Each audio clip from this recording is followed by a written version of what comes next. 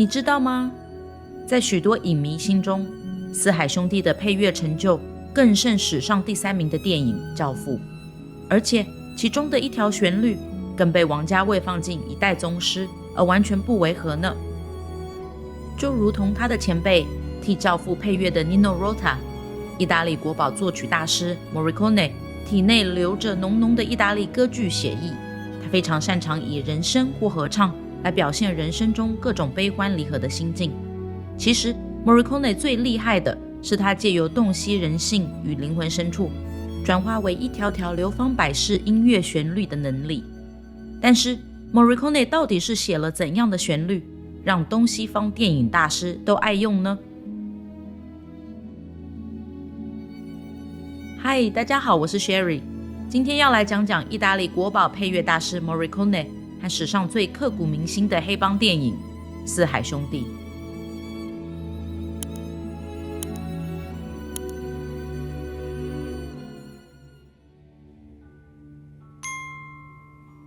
若说好莱坞有个称霸影坛40年的 John Williams， 那么在欧洲只有一人能够匹配甚至超过他，那就是意大利金奖作曲家 Ennio Morricone。Morricone 一生总共写过超过600多部的影视作品，堪称史上最多产也最伟大的电影配乐大师。从早期为西部片《荒野大镖客》的巧妙配乐，到晚年终于让他拿下第1座奥斯卡最佳配乐奖的《八二人》，从感动人心的新天堂乐园、海上钢琴师和教会等， Morricone 总能写出令人永生难忘的主题曲。然而在众多黑帮电影中，他替导演 Sergio Leone 生前最后一部电影《四海兄弟》所打造的配乐，可说是超越黑帮经典片《教父》配乐的巅峰之作。《四海兄弟》是一部长达4小时的史诗巨作，不仅是意大利导演 Sergio Leone 的遗作，也是他与配乐大师 Ennio Morricone 的最后一次合作。影片讲述了20世纪初美国禁酒令时期4个好朋友在纽约黑帮世界中的沉浮。虽然这部电影外表看似贪婪暴力，但本质上它却对青春岁月、纯真友谊充满缅怀与致敬。看完《四海兄弟》，你不会像看过《教父》的血腥杀戮片段感到惶恐不安，反而会对历经沧桑的人性有很深刻的反思。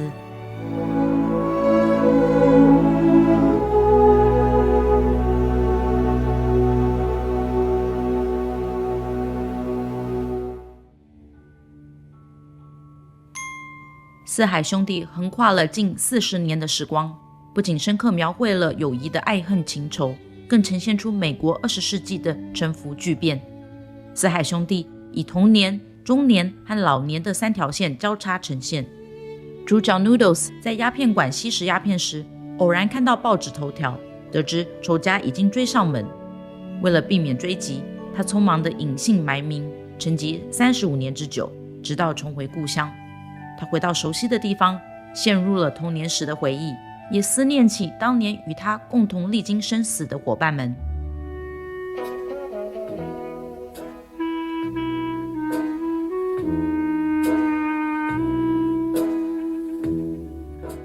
故事中的2个男主角 Noodles 和 Max 在犹太贫民区一同长大，却有着迥异的性格。Noodles 冷静稳重，而 Max 则充满狂热与火爆。生活的压力促使这2人开启了犯罪之路，在禁酒令时期取得事业的巅峰，却在一夜间跌入人生的谷底。在这2兄弟的故事中，也混杂了一位不可缺失的灵魂配角，那就是 Noodles 唯一深爱过的女人 Deborah。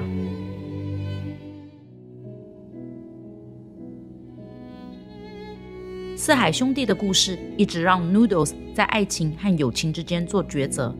Deborah 象征安稳人生，而 Max 代表成功和财富。每当 Noodles 陷入两难时， Deborah 总是嘲讽他的混乱人生。他说：“去吧，你妈妈还在叫你呢。”这反映了 Deborah 和 Max 两者之间的天平。事实上， Noodles 一直希望拥有正常的人际关系和生活，但他始终无法实现，这正是故事的核心。 Noodles.Go on, Noodles. Your mother's calling you. 尽管表面上他透过走私和抢劫赚钱，但本质上他仍是个原始、未受过教育的野蛮人。Noodles 可以策划浪漫的约会，但随后却忍不住欲望，对 Deborah 进行了强暴。为了追求更大的权利，他与 Max 发生分歧，试图阻止兄弟们抢劫联邦银行，却反而向警方报案，造成更大的错误。Noodles 无法与他在意的人再次走在一起，注定孤独，成为悲剧的存在。整部电影以 Noodles 的内心世界为中心，导演 Sergio Leone 刻意营造一系列令观众难以区分 Noodles 想象和现实的场景。导演灵活运用小细节，巧妙地串联时空，比如 Noodles 在逃亡时进入康尼岛的入口，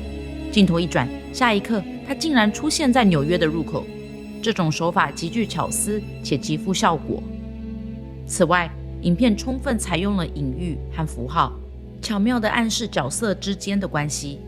举例，影片一开始在鸦片馆的场景中，电话声不断响起，让观众对这声音的含义感到困惑。直到后来剧情逐渐揭晓，才揭示了这电话声实际上是象征 Noodles 对兄弟们的深感愧疚和罪恶。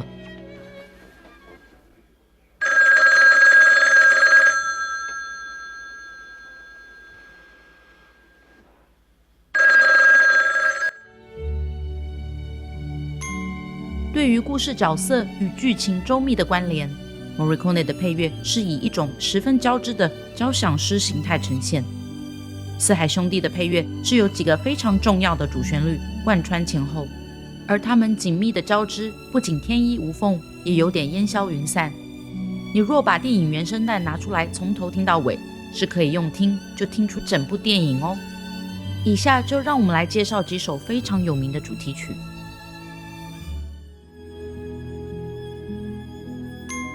值得一提的是， Morricone 以主角型 leitmotif 方式创作音乐。而关于 leitmotif 是什么，在 John Williams 星际大战那一集我们也有介绍过它的功用哦。首先是象征友谊和时空变化的 Once Upon a Time in America， 这个旋律主要用于描绘 Noodles 和 Max 之间的互动和情感。音乐带有浓厚的怀旧和感伤，却不至于过于沉溺，只是淡淡的描绘过去的美好和人事已非的痛苦。而除了一开始用在整张原声带的开头之外，这个旋律也在 Photographic Memories 中出现。当 Noodles 回到家乡的酒馆，注视着墙上的照片，他百感交集。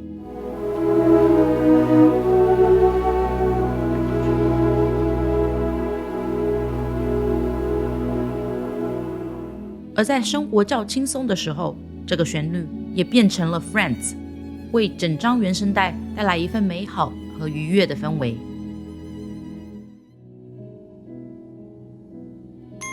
四海兄弟整部电影最有名的主题曲就要数 Deborah's Theme 了。Deborah's Theme 它的编曲以柔美的弦乐为主，同时加入女声咏叹，制造出一种非常丰富的情感层次。这是 Ennio Morricone 在 Sergio Leone 电影中常用的手法，几乎成为 Morricone 的正字标记。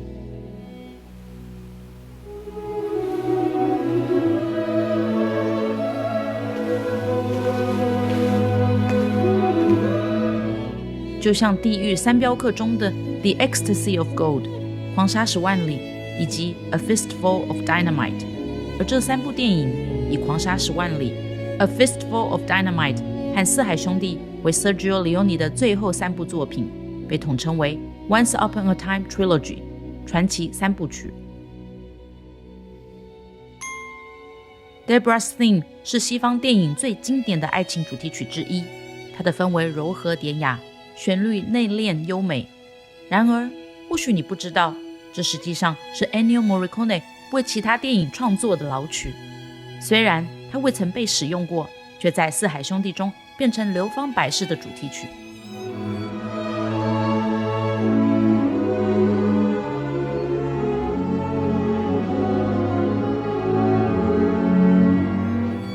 而你知道吗？在王家卫的一代宗师中，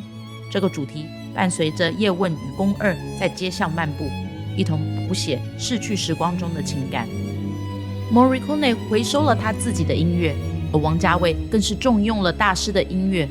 这证明一首好听的歌是可以出现在其他电影而完全不违和，并且将电影成就推向更高峰哦。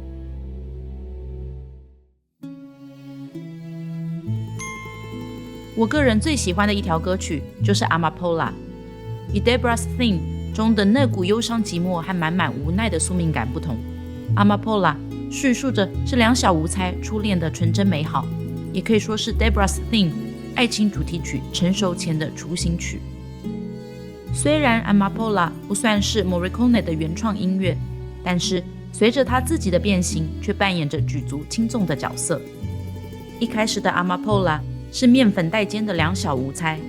配上小 Deborah 穿着洁白芭蕾舞衣在面粉带尖的慢舞，堪称是整部电影最经典唯美的一幕。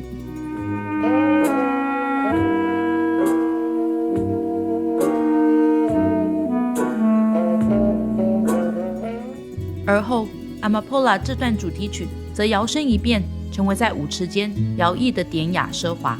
最后两者结合变成 Deborah's Theme Amapola， 更是为电影本身写下最好的注脚。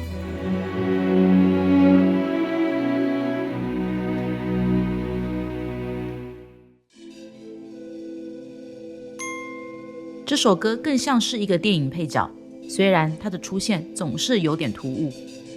Cockeyes Song 是回忆的象征，与其他抒情的主题曲迥然不同，独具特色。Ennio Morricone 以排笛演奏反复的主题乐句，充满沉闷、深邃且长久，描绘了被封尘的记忆被启动的场景。这种音乐手法后来在 Ennio Morricone 的其他作品中屡次出现。电影角色携带乐器和音乐符号作为代表，是 Ennio Morricone 与 Sergio Leone 的经典手法。例如镖客系列中的流浪口哨，以及狂沙10万里中的阴沉口琴，都透过这样的设计强调了角色的独特特质。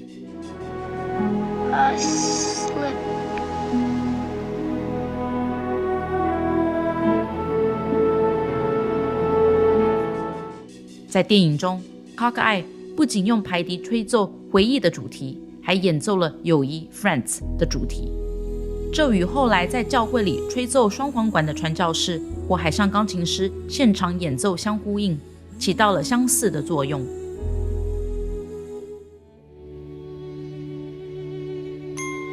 在此频道，我们先后介绍过 Morricone 3大绝美电影配乐：海上钢琴师、新天堂乐园和教会。我们不仅揭开了意大利国宝电影大师 Morricone 的配乐秘密，更聆听过他那些令人刻骨铭心又永生难忘的旋律。在许多铁粉心中，教会虽是 Morricone 写过史上最伟大的电影配乐，但是四海兄弟的配乐才是史上最充满人性的旋律。我每次听完四海兄弟的音乐，总会感慨万分，因为在这些凄美绝伦又失落惆怅的音乐中，我仿佛已经看破红尘，好像活过一辈子了。